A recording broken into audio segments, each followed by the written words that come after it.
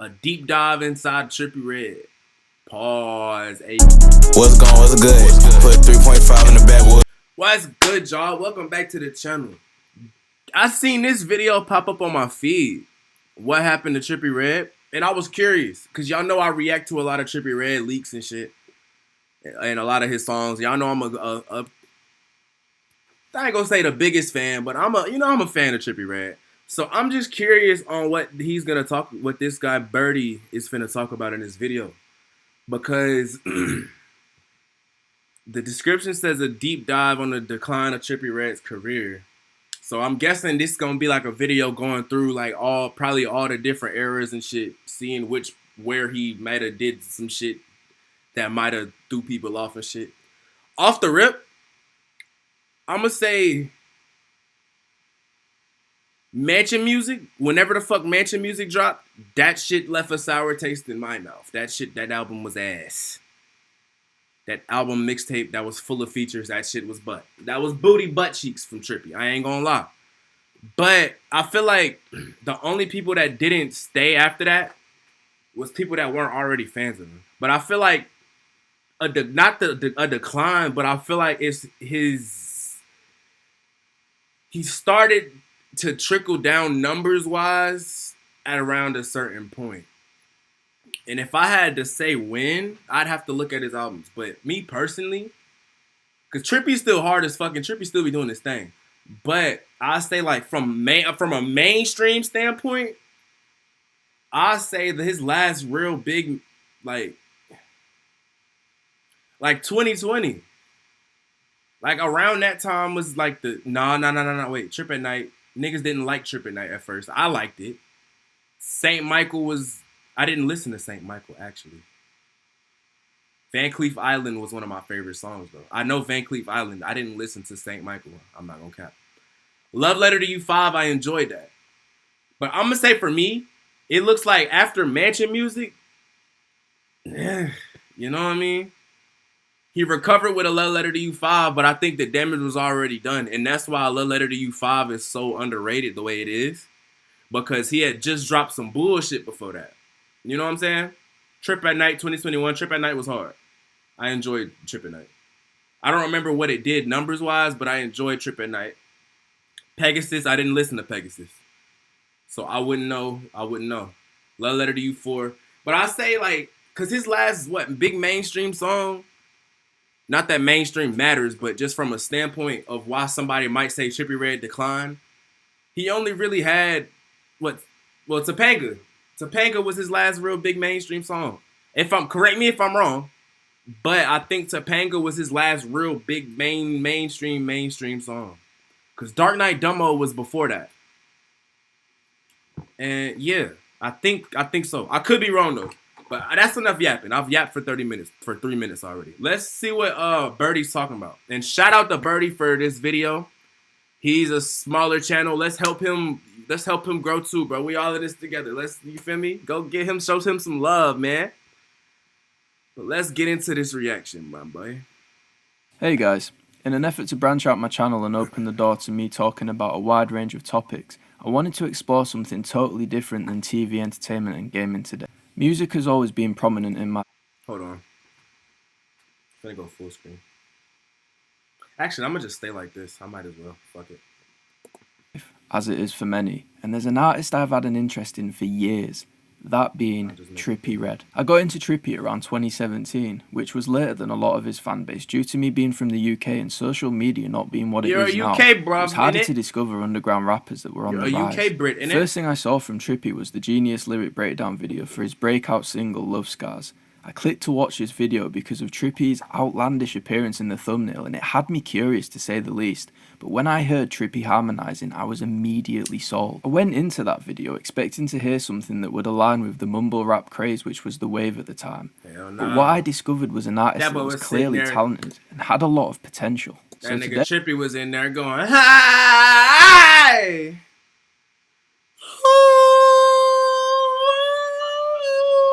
Your life. That first album, bro, is still one of my favorite albums to this day. I ain't gonna lie. I want to do a deep dive on Trippie's career. Did he fulfill his potential? or has Trippie's career gone to waste? I feel like he can still come back. I feel like once you have a name, there is no going to waste. There is no falling off. And Trippie's remained relevant.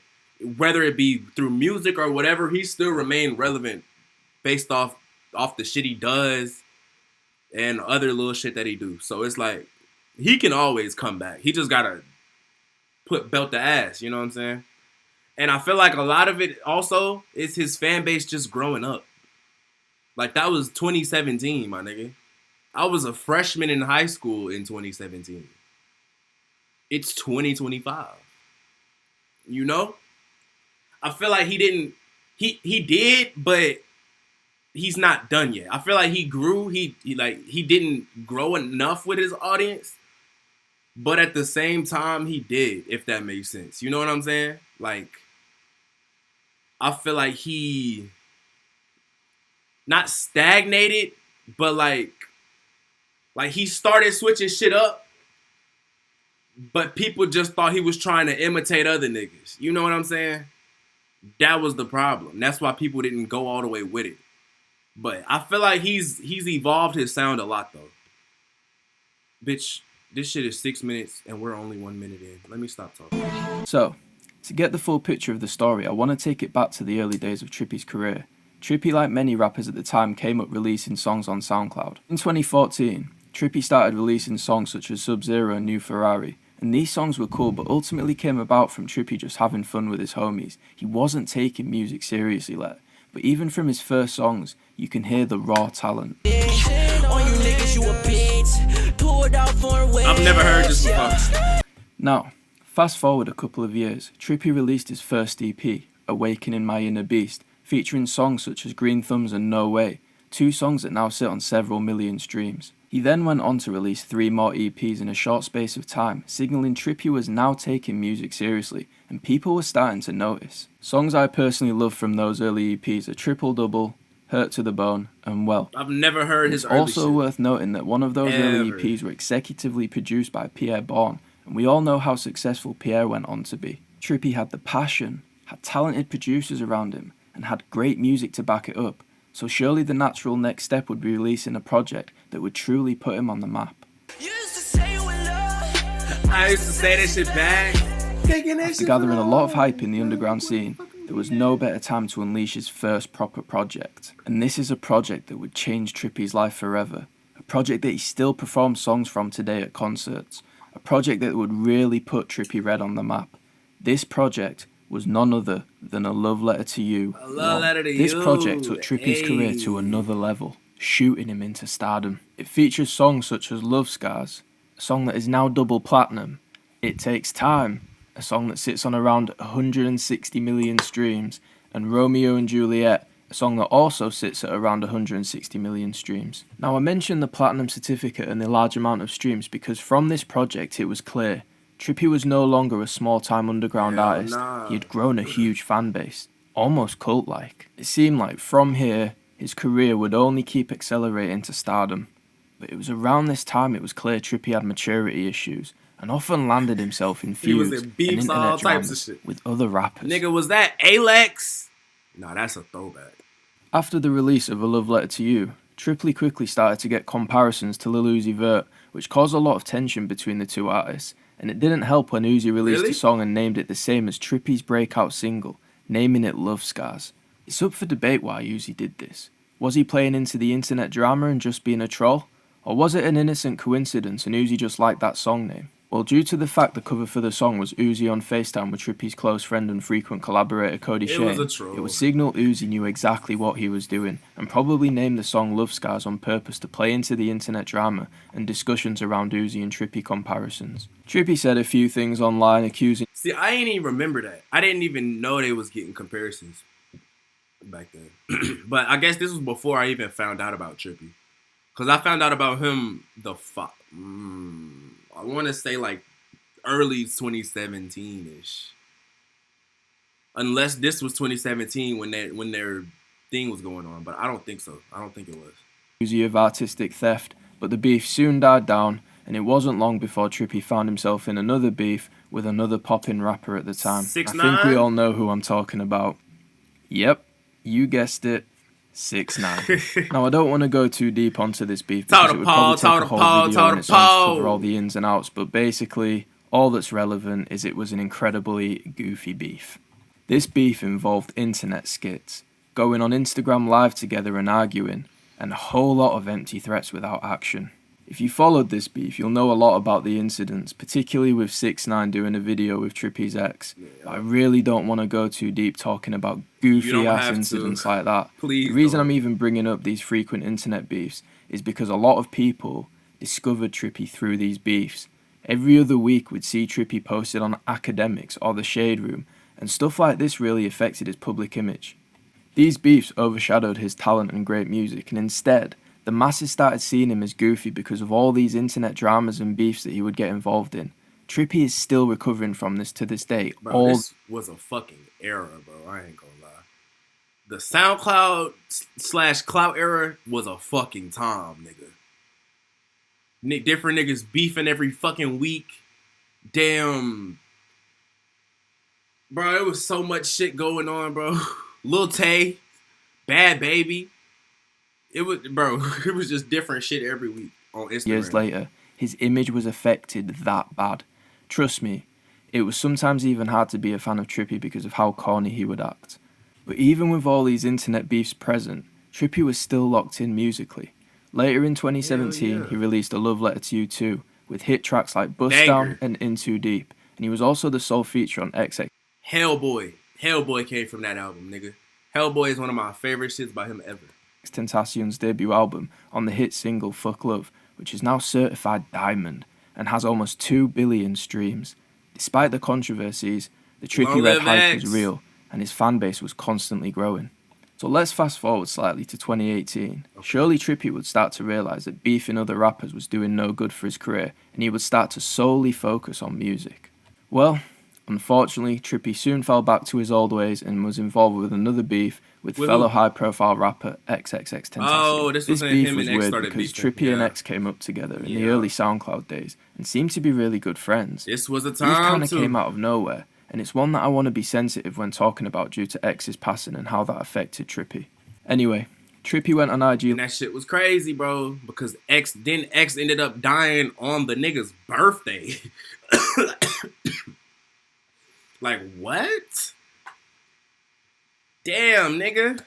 Calling X a bitch, saying that he stole both his and Ski Mask's style. It really seemed like a weird, petty beef. It was dumb. And I'm sure that there was a lot going on behind the scenes that we don't know about, but ultimately, this beef did no favours for Trippie's career at the time.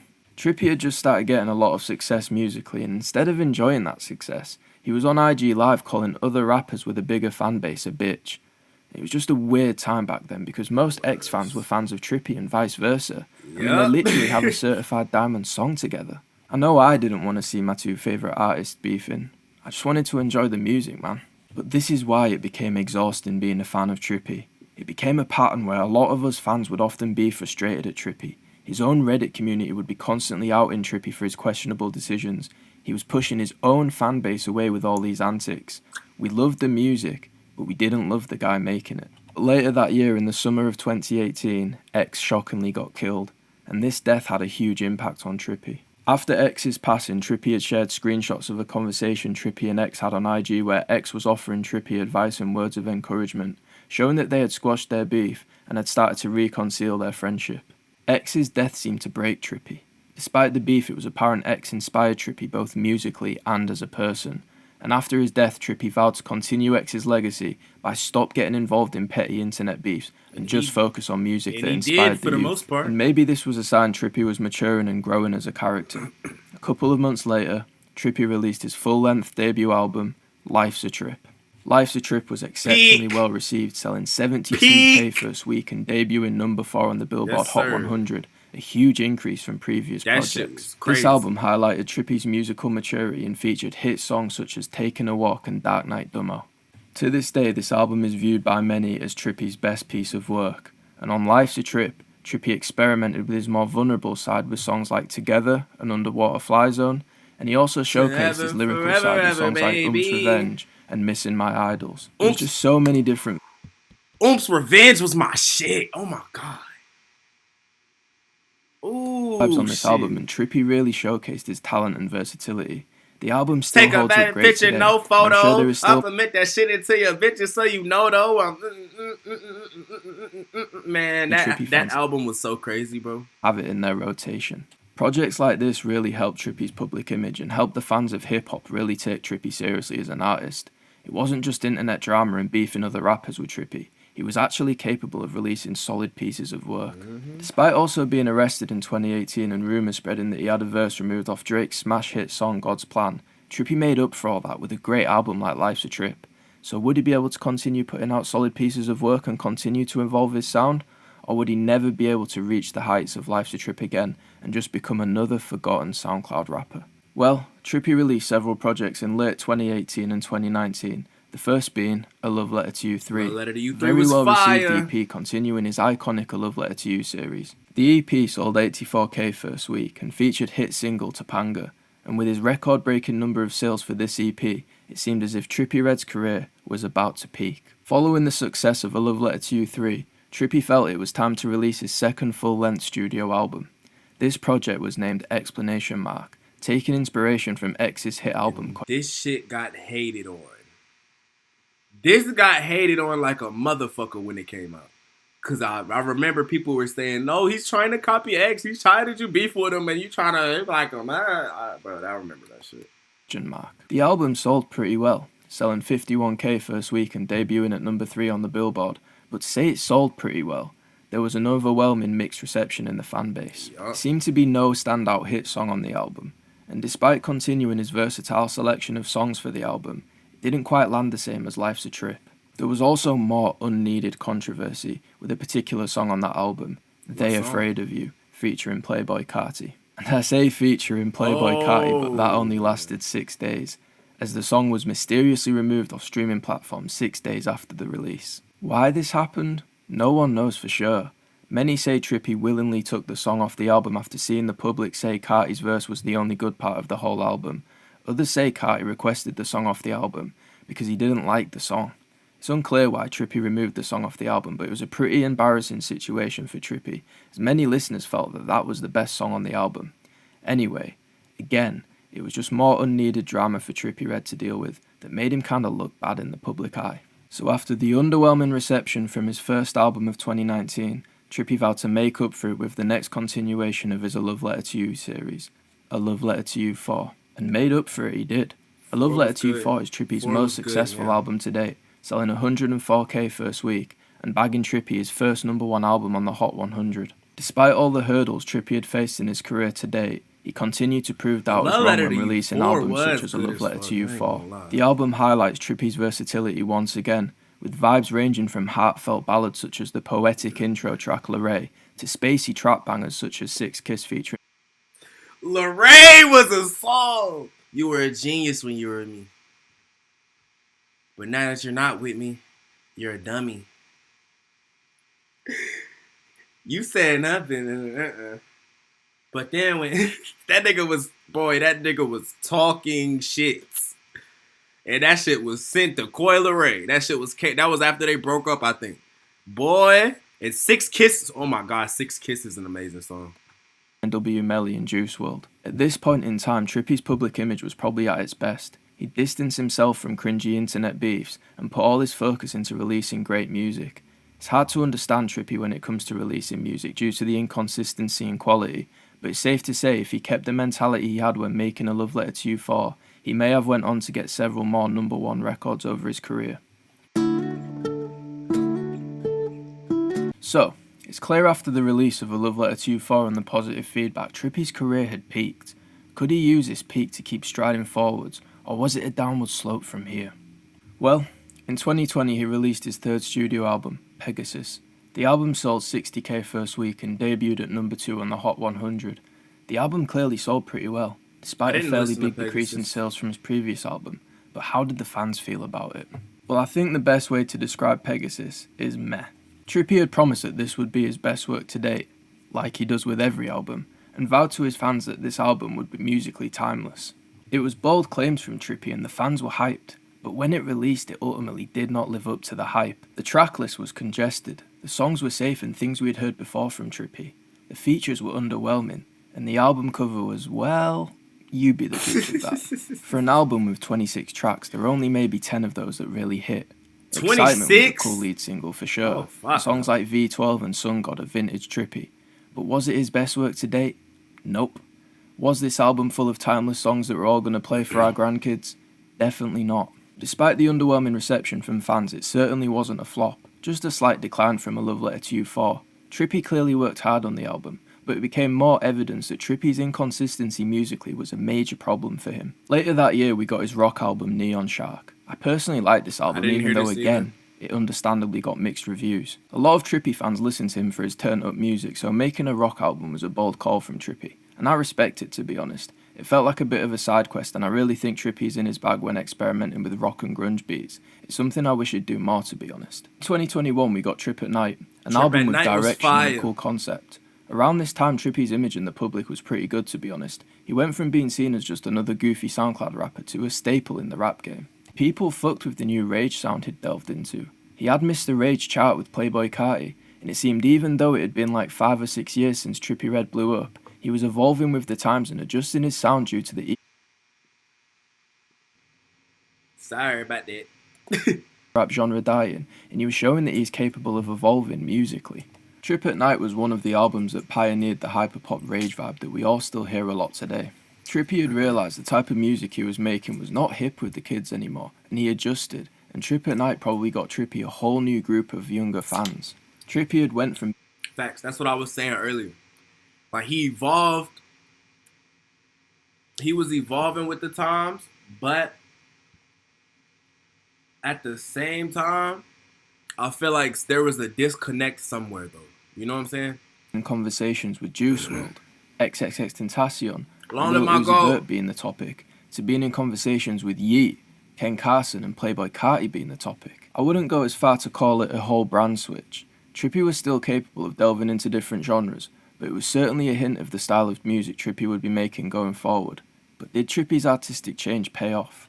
Fast forward to 2022, it was a quiet year for Trippie. He had no major drops, and this was the start of the brain-rotted TikTok kids speculating that Trippie had fallen off. Trippie, however, was continuously hinting a new album was coming, and the fans were still hyped.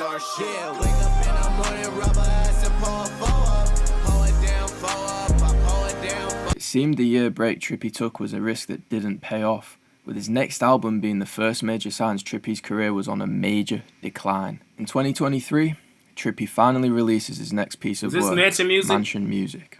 And this, for me personally, shit was the ass. first time that I really had doubts over the direction was Trippie garbage was going juice. in. The album was a big decrease. That Summers, the song with Summers was cool. I like that song. It was a few songs that was on there, but overall that shit was kind of ass, gang. In sales, selling 42k first week despite the big name features such as Travis Scott and Juice WRLD, and the reception for the album was just as bad as the sales, with rap fans on the internet calling it the worst album to come out in 2023. Even many of Trippie's die-hard fans were slating the album. It lacked ambition, direction, and ultimately just lacked effort. After taking a year off, fans were hoping Trippie would come back with a bang, but instead he came back with a stinker. Mansion Music has no real highlights. It has the same bloated track list as Pegasus, but without any redeeming qualities. Now, some viewers of this video may think I'm being harsh on this album, but when you compare it to some of his early work, it just seems like it was missing that Nah, nigga, you spitting. That album was garbage juice. Dumpster juice. It was missing that vibe that makes Trippie Redd albums what they are. It was just a generic trap album, and fans soon became eager for Trippie to go back to his old sound. So, in the summer of 2023, Trippie knew he had to win fans back. What better way than to revert back to his beloved A Love Letter to You series, releasing the 5th installment, A Love Letter to You 5. This was that the hype shit, was nigga. real This for this shit was album. hard. It had promising snippets. This album was hard, Trippie seemed bro. locked in again, and it seemed like he was going back to the sound that his fans know and love. So it lived up to the hype, right? Unfortunately not. A Love Letter to You 5 only sold 38k first week, 66k less than his previous addition to the series, know that. A Love Letter to You 4. It debuted at 13 on the Hot 100, and even though the numbers are poor for Trippie's standard, do the numbers really matter if his core fans enjoyed the album? I enjoyed it. Unfortunately, for the most part, that wasn't the case either. A Love Letter to You 5 seemed like an attempt at going back to his old sound, but once again it could not. This is where I'm gonna have to disagree. Because I ain't gonna lie, I fucked with that album heavy when it came out. I remember when the Love Letter to You 5 came out. I was working somewhere. I had them shits, bro. I ain't gonna lie, them songs was hitting. Am I still playing them today? No. So I guess you got me there. But back then, I was playing the hell out of these shits, gang. I can't even lie. My favorite song ever, one of my favorite Trippie songs ever, comes from this album. It's the song with Lil Wayne, I'm Mad at Myself. Capture that same magic. Fans were underwhelmed and confused. How could Trippie fuck up the final installment of his A Love Letter to You series? The album was repetitive, bland, and less vocally impressive compared to earlier albums. I wanted to love this album so bad when it dropped, and songs like Thy Motion and How You Alive were cool, but it ultimately fell short. It wasn't up for debate anymore. Trippie's career was on a rapid decline, and later in the video I'm going to give my theories as to why I think this is happening. The 2022 and 2023 were years to forget for Trippie and his fanbase, and us fans were left with the question, what is going on with Trippie in his career? He tried several rebrands to leave the dying emo rap wave he was a part of, and when that didn't work, he reverted back to his old sound, creating heartfelt music, but that didn't land either. Trippie's next piece of work was going to be vital in terms of getting his career back on track, but I don't think Trippie realised that, as in late 2023 and early 2024, he released a duo of EPs, St. Michael version 1 and version 2. It was unclear on the direction Trippie wanted to go with by dropping 2 EPs. A passion project, you could say? Well, it seemed to lack passion. A collection of songs for his core fanbase? Well, the fans didn't love the 2 EPs either. The EPs both sold around 7k first week. I didn't listen to a huge either drop one off from even his lesser selling albums. But it's a song on there that's hard as fuck. That shit called Van Cleef Island. That song hard as a motherfucker. No another huge backward step for Trippie. When Trippie needed to drop a statement album to remind fans why we loved Trippie in the first place, he dropped 2 lackluster EPs. Don't get me wrong, there was a couple of decent songs on both tapes, but the production lacked that oomph Trippie Red beats usually have. His music videos to promote the album were low effort and low budget, and the EPs lacked any real promotion from Trippie himself. Songs like Skeletons and Psychotic Lunatic make these EPs just about listenable, but even those songs just feel like Trippie attempting to make less good versions of songs he's made before. And unfortunately, it was around this point where I checked out personally as a Trippie Red fan. I stopped checking his Reddit page for new snippets and new album updates. I stopped checking his IG to see what he'd been posting, and worst of all, I wasn't listening to his music much anymore. Trippie will always... I was never one to check a Reddit for a nigga dropping. If I don't see it on Rap or on Twitter or by them themselves on their Instagram, then I'm just not gonna see it. I could sit here all day naming all my favourite Trippie songs and how they affected me differently, but you can have as many classics as you want. If you aren't dropping new music that lives up to the bar set for you, then most fans will ultimately get bored of repeatedly listening to the same songs they've listened to 1,000 times already. And the numbers speak for themselves. Going from selling over 100k first week and getting #1 albums to selling 7k first week and not even charting is crazy work. At this point in Trippie's career, it seemed like he needed to take some time off, take a long hard look in the mirror and remember who the fuck he is. How can a guy who made songs like Lorray, Dark Knight Dummo, Love Scars, How You Feel, and I Tried Loving be happy with the work that he is putting out currently? I know some fans will defend him to this day, and I respect that. I was one of those. And every now and again you'd hear a snippet that would make you believe he's still got it. But I also know a lot of fans will agree with my frustration. It's been years since Trippie has put out a great piece of work, and some fans are allowed to be frustrated because of that. And unfortunately, it only gets worse from here somehow. It seemed like Trippie did not in fact take a look in the mirror and remember who the fuck he was, because in late 2024, he released his collaboration mixtape with Machine Gun Kelly called Genre's Hot Boy. Look, it's a cringe album name, it's got cringe songs, and I think most people will agree Machine Gun Kelly is pretty cringe. I don't want to talk about this EP too much because it is a collab tape, so I'll give Trippie the benefit of the doubt. And there are some songs on this tape where Trippie carries MGK and makes a song just about listenable. But to no one's surprise, the album sold shockingly, selling 17k first week and charting at number 30 on the Billboard Hot 100. And all I have to really say about this album is why Trippie? What made you think this would be a good idea? Ain't even hear that Fans can't shit. even defend you anymore because of your last few albums, and this is how you repay them. A collab with MGK. Damn, bro. Look, I think the less that's said about that tape, the better. So let's move on I didn't to even more know it recent existed, times. gang. 2025. 25. Apart from a verse on a KSI song that became a meme, nothing much has happened in the past year or so. Trippie did seemingly have a whole album leak that he had been teasing on social media, Live, Love, Laugh, Die, which caused him to go on a Twitter rant blaming fans for leaks. But the lead singles he did drop for the album before it leaked, such as Bando Kid and Left Wrist Right Wrist, weren't revolutionary. I mean, Trippie repeating the bar, I need an abortion, is definitely not revolutionary. But they weren't bad That song was funny as fuck. I need an abortion. Abortion. songs, and I heard the leak Double M Gang and that sounded decent, so maybe the album would have been cool, who knows. But due to the leaks, Trippie decided it was best he scrap the album and start working on a fresh new project. NDA. Trippie has always had troubles with leakers, to be fair. He had leakers trying to extort millions of dollars out of him just so they wouldn't leak his music. I was held for ransom with my project. They wanted me to pay them $1 million because they had all my records, all the features. Who? Some hackers. They have been hacking and leaking like crazy. Like at least my last 2-3 albums, I don't know. I do feel for Trippie in that regard, but let's hope it was a blessing in disguise, as Trippie has now started teasing his new upcoming album, NDA. At this point, to be honest, I think it's impossible for me to get hyped for an upcoming Trippie project. He seemed to change his sound to fit the more modern trending style of rap that you'd hear on TikTok, rather than embracing the true artist that he is, experimenting with what fans call the nasal voice. Now she under my spell. Feel like James Bond, number 9 for my smell. And my bitch slime, RSG got climb.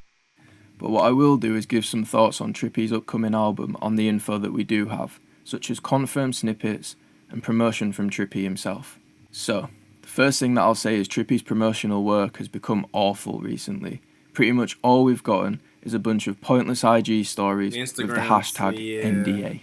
I don't know if this is Trippie's idea of building hype for an album, but I feel like we need a bit more than that. Trippie's best promotional work to date was for A Love Letter to You 4. It consisted of snippets that sounded great, cool promotional videos, and lead singles with high budget music videos, and surprise surprise, it was his best selling album to date.